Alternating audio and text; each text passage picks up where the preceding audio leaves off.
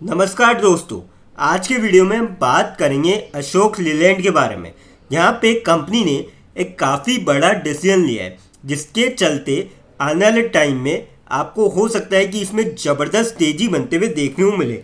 और एक शानदार खबर ये भी है कि ईरान ने स्ट्रेट ऑफ हार्मोज जो है वो रेस्ट ऑफ द वर्ल्ड के लिए खोल दिया है, सिवाय यूएस, इजराइल और जो इनके अलायंस है उनको छोड़िए बाकी रेस्ट ऑफ द वर्ल्ड के लिए खोल दिया है। तो हो सकता है कि कल के दिन आपको जो है मार्केट में तेज़ी देखने को मिले। तो अब क्या स्टॉक में तेज़ी बन सकती है वो सारी चीज़ें जो है डिस्कस करेंगे एक एक करके। फिर बात करेंगे हम पावर ग्रिड के बारे में।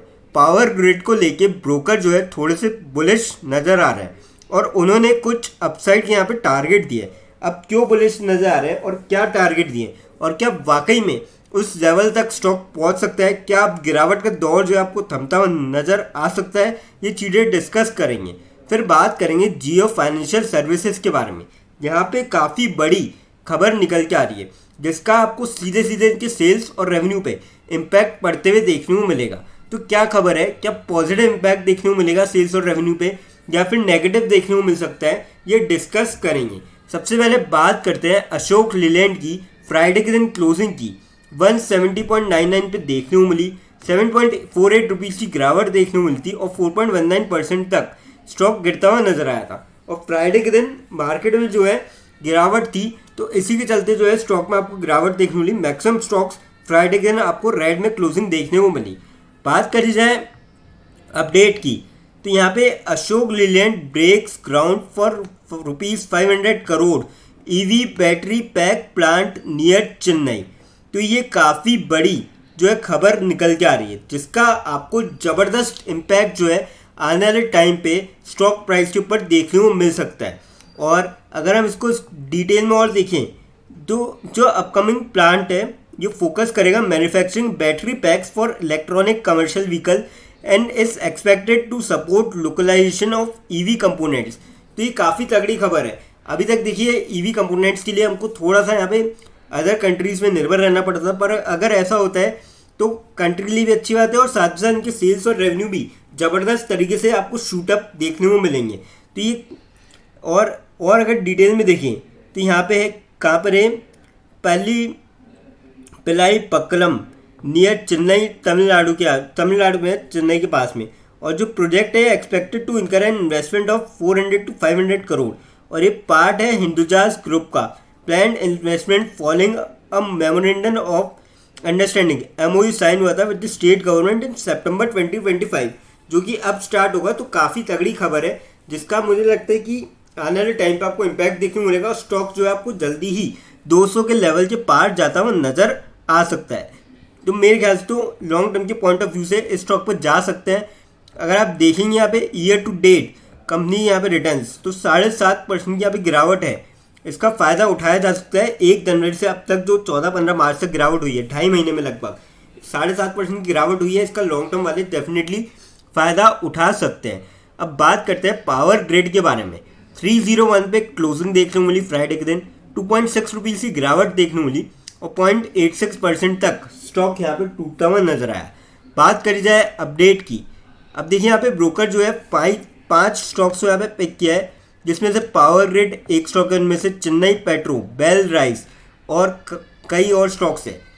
और 12 मार्च को यहाँ पे पिक करा था। अब देखिए यहाँ पे आपको असर देखने को मिलेगा धीरे धीरे करके। और क्यों पिक करा है, क्योंकि market analysis and brokerage firms have identified high conviction trading ideas for the upcoming sessions, focusing heavily on power।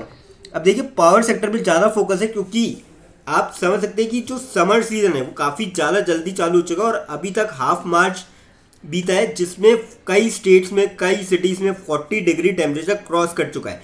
तो ऐसे में जब पूरा एकदम फुल फ्लैज गर्मी का सीजन आएगा, मई, जून, अप्रैल, तो वहाँ पे तो और ज़बरदस्त गर्मी पड़ सकती है जिससे पावर कंजप्शन ज़्यादा होगा, इलेक्ट्रिसिटी कंजप्शन ज़्यादा होगा। तो इसलिए पावर सेक्टर को लेके और पावर स्टॉक्स को लेके काफ़ी सारे ब्रोकर जो है अब बुलिश नजर आ रहे हैं, जिसमें से एक पावर ग्रिड भी है।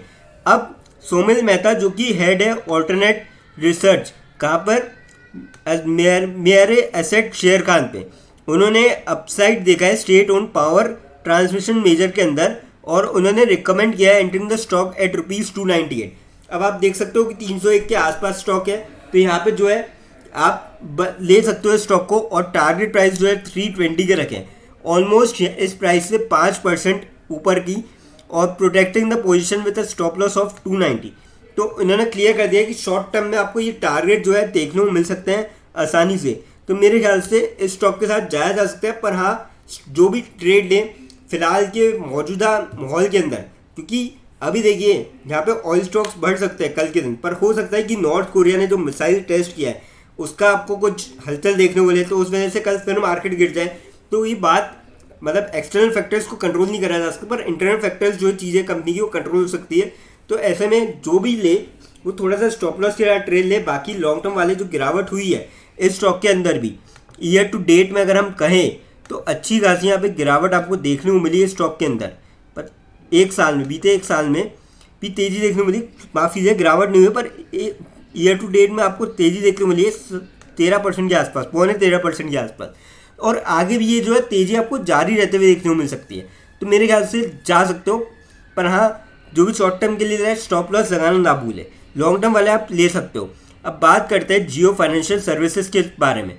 235.85 पे क्लोजिंग देखने को मिली, 6.35 रुपीज़ की गिरावट देखने को मिली, और 2.62% तक स्टॉक यहाँ पे गिरता हुआ नजर आया था आपको फ्राइडे के दिन। बात करी जाए अपडेट की इसमें, तो अपडेट कुछ ऐसा है कि जियो फाइनेंशियल सर्विसेज न्यूज़, बाजार बंद होने के बाद IRDAI से बड़ी खबर, मिला नया कारोबार शुरू करने की मंजूरी। अब देखिए अभी जियो फाइनेंशियल सर्विस को कंपनी की ओर से स्टॉक एक्सचेंज में, मतलब कंपनी ने स्टॉक एक्सचेंज को ये इन्फॉर्म किया है कि IRDAI के मुताबिक, उनके अकॉर्डिंग यहाँ पे AGRL जो है, अगर हम यहाँ पे देखें इसको, तो आधारित तौर पर रजिस्ट्रेशन सर्टिफिकेशन जारी किया, जिसके बाद यह कंपनी भारत में री इंश्योरेंस बिजनेस शुरू कर सकेगी, और ये जियो फाइनेंशियल सर्विसेज के साथ पार्टनरशिप में करेगी अलायंस जियो री इंश्योरेंस। तो ये काफ़ी बड़ी चीज़ है, दोनों को मंजूरी मिल चुकी है उस कंपनी को, मतलब पार्टनरशिप में, और जिसका आपको ज़बरदस्त इम्पैक्ट जो है इसके सेल्स और रेवेन्यू पे देखने को मिलेगा, और पॉजिटिव इम्पैक्ट देखने को मिलेगा। तो मेरे ख्याल से तो इस स्टॉक के साथ आप जो है लॉन्ग टर्म के पॉइंट ऑफ व्यू से जा सकते हैं। कंपनी फंडामेंटली काफ़ी स्ट्रॉन्ग है, लगातार ग्रो भी कर रही है, और ऐसे में मौका है कि आप यहाँ पे निवेश करेंगे तो आपको डेफिनेटली ज़बरदस्त फ़ायदा मिल सकता है। अगर हम इसके देखेंगे ईयर टू डेट के यहाँ पे रिटर्न, तो वो भी काफ़ी ज़्यादा गिरावट है, 20.24% की यहाँ पे अच्छी खासी गिरावट है। इसका आप फ़ायदा उठा सकते हैं, आपको यहाँ से ज़बरदस्त रिकवरी देखने को मिल सकती है। लेकिन फ्रेंड्स, कोई भी इन्वेस्टमेंट करने से पहले फाइनेंशियल एडवाइजर से कंसल्ट करें या खुद की रिसर्च करें, क्योंकि वीडियो नॉलेज के पर्पज़ के लिए है, इन्वेस्टमेंट पर्पज़ के लिए नहीं। वीडियो अच्छी लगी हो तो चैनल को लाइक और सब्सक्राइब जरूर करें, ताकि आने वाले टाइम में आपको जो है और भी ऐसे अपडेट्स मिलते रहे। थैंक यू दोस्तों।